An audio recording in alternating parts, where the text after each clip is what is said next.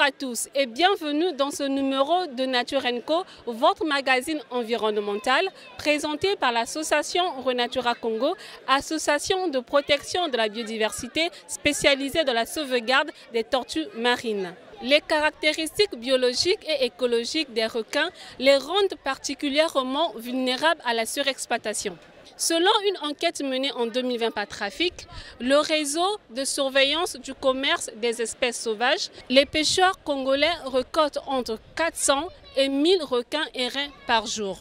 Cependant, cette activité balnéaire pourrait mettre en péril l'écosystème marin et causer ainsi la disparition de cette espèce. Face à cette menace, l'Agence congolaise de la faune et des aires protégées s'est engagée à travailler étroitement avec Trafic pour élaborer un plan d'action national pour les requins. Pour en parler dans cette émission, nous irons tout d'abord du côté de l'hôtel Palm Beach où s'est tenu du 10 au 12 janvier un atelier de rédaction d'un rapport d'évaluation des requins airants en République du Congo. Ensuite, nous allons accueillir sur ce plateau M. Mbaye, patron pêcheur, qui nous fera état de cette pêche aux requins.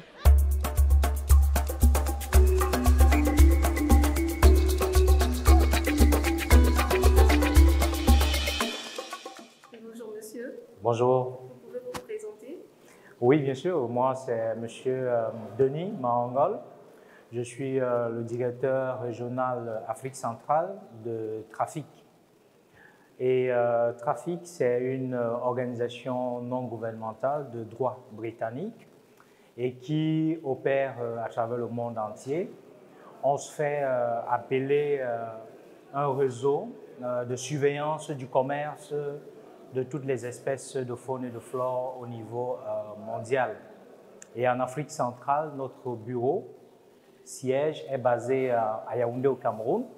Alors monsieur, quel est le regard que vous portez sur la situation des requins en République du Congo? Mais maintenant, avec la dernière COP qui s'est passée au Panama, on a aujourd'hui plus d'une centaine d'espèces de requins et de raies qui entrent dans la réglementation internationale de la CITES. Auquel cas, ça devra impacter sur la République du Congo, parce que la République du Congo est membre partie de la CITES.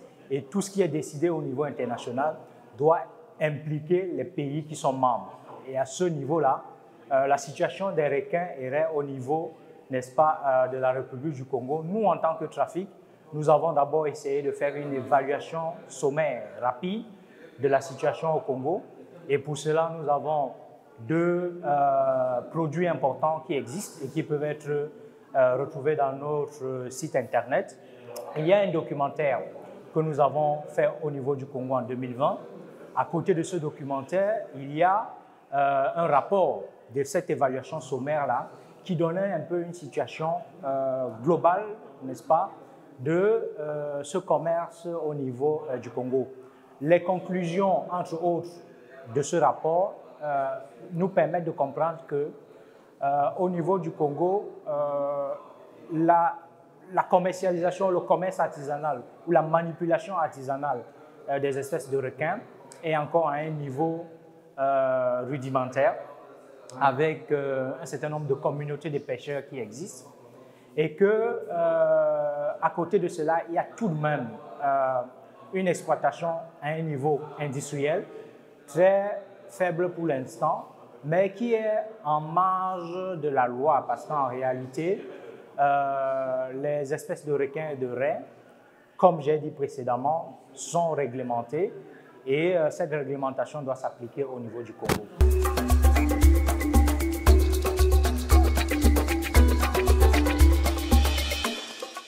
Bonjour monsieur.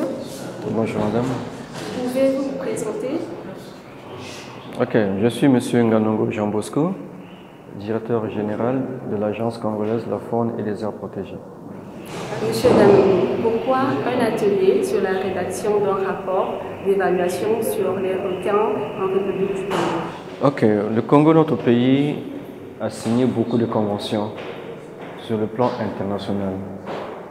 Parmi ces conventions, il y a celle qui s'occupe de la gestion des ressources halieutiques, pour ne pas dire des ressources ichthyologiques. Aujourd'hui, Si vous avez constaté qu'au mois d'août passé, le gouvernement du Congo a eu à classer 3 sites en des aires marines protégées. Et c'est pour protéger les ressources qui sont issues de la mer. Et plus particulièrement, les espèces de poissons cartilagineux, les raies et les requins.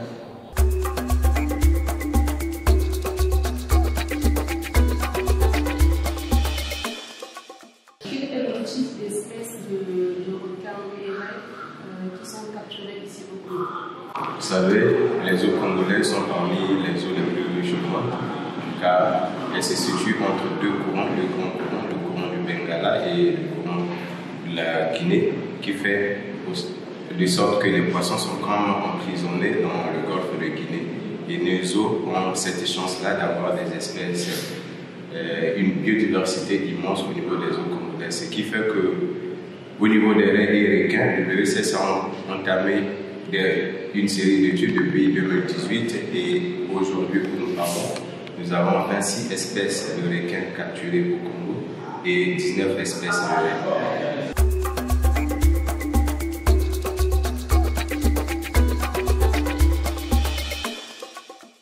De retour sur ce plateau, nous sommes en compagnie de M. Mbaye, patron pêcheur.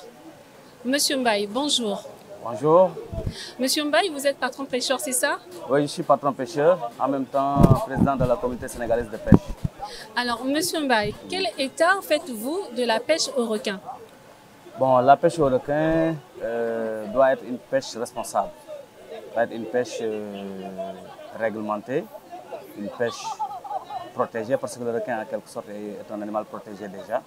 Donc, c'est une pêche qu'on doit vraiment revoir et bien encadrer ça. Alors, comme pour la chasse, il y a des saisons de chasse. Est-ce que, au niveau de la pêche de requin, il y a aussi des saisons où cela se fait tout le long de l'année? Bon, il n'y a pas le repos biologique maritime pour l'instant. Le requin lui-même, il a ses propres repos. Ce n'est pas tout le temps qu'il est disponible en mer. Il y a des moments qu'il ne se fait pas voir. Donc lui-même, il crée déjà son repos biologique. Mais sinon, logiquement, il devait avoir des repos biologiques à travers les périodes que les requins font leur ponte, pour que les autres générations de requins puissent grandir tranquillement. Et cette pêche au requin est-elle pratiquée uniquement par les pêcheurs artisans ou aussi des pêcheurs industriels? Bon, ce n'est pas une pêche que les pêcheurs artisans seulement font. Donc, mais sur le problème de la pêche artisan, nous, c'est ce qu'on pratique. C'est sur ça qu'on peut parler. Mais nos amis de l'insuel aussi, ils sont en train de faire le salutage. Avec le salutage aussi, tu peux gagner le requin. Donc souvent aussi, ils gagnent des requins. Et c'est un peu ça. Je ne sais pas s'ils ont des autorisations pour pêcher ça, mais avec le salutage, tu peux toujours gagner le requin. Parce qu'ils font ça. Ils font le drainage des filets. Donc en quelque sorte, si le requin se trouve dans sa ligne de mur, il est pris. Monsieur Mbaye, vous avez participé à l'atelier de rédaction du rapport d'évaluation sur les requins. Oui, exactement. Voilà. J'ai participé à cet atelier. Oui. Alors, qu'avez-vous retenu de cet atelier?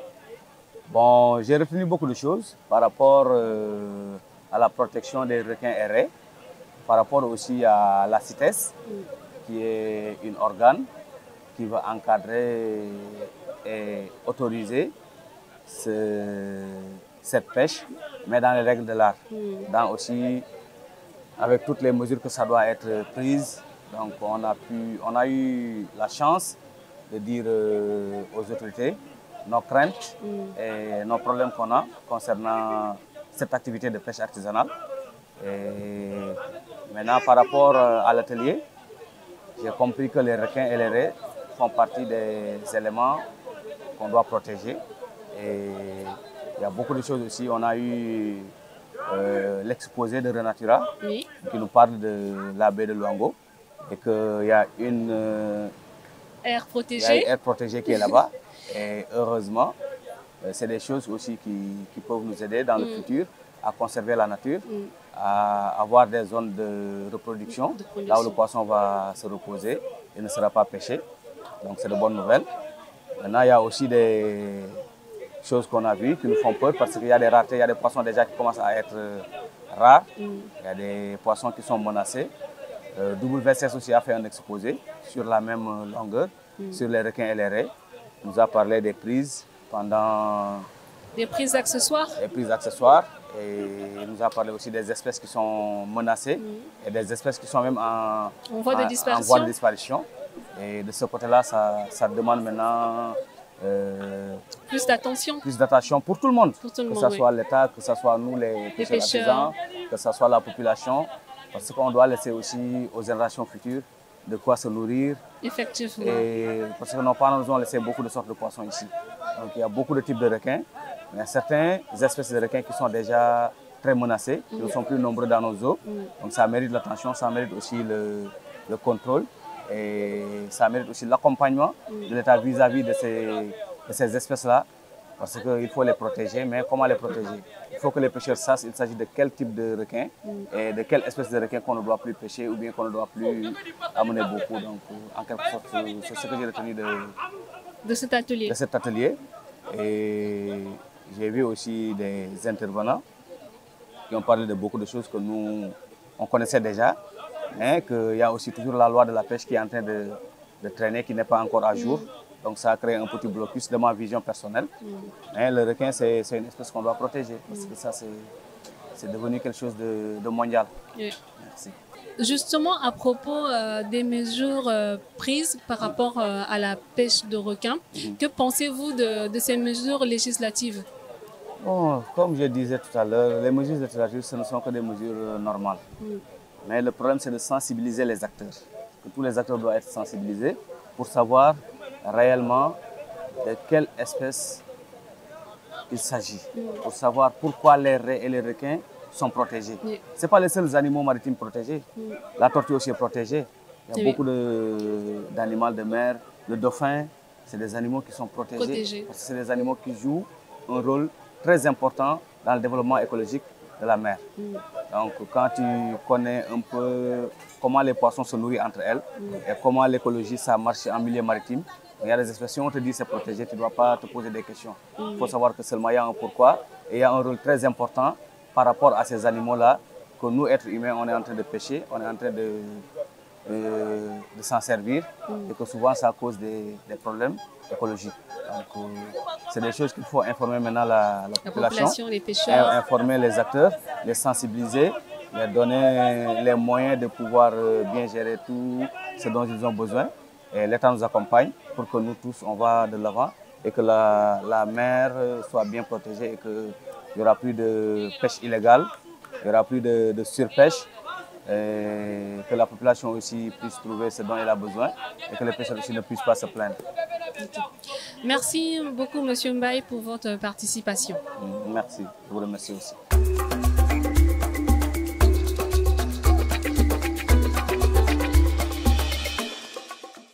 Les reins et requins ont une place essentielle au sein de la chaîne alimentaire. Ils sont importants pour l'écosystème d'un récif. Leur disparition entraînerait de risques conséquences pour l'écosystème et menacerait même la vie des autres espèces. Pas moins de 17 espèces de requins et raies sont en voie de disparition. Notre émission touche à sa fin. Merci de nous avoir suivis.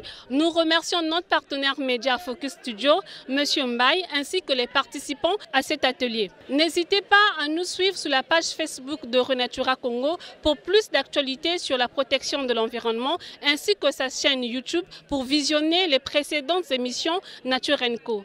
Pour ma part, je vous dis à très bientôt pour de prochaines émissions Nature & Co.